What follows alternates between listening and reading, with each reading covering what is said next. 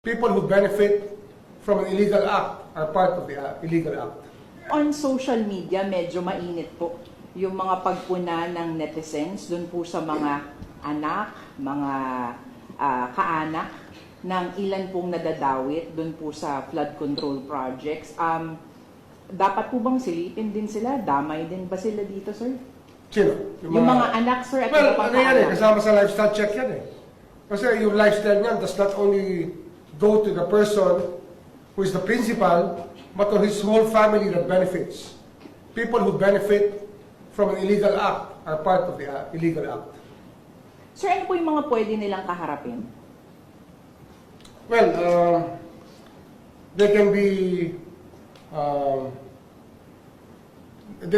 kumbaga sa conspiracy, they will not be the main conspiracy. Or kumbaga sa suspects, they're not the main suspects. But they can be accessories or accomplices to crimes if they did not actively participate.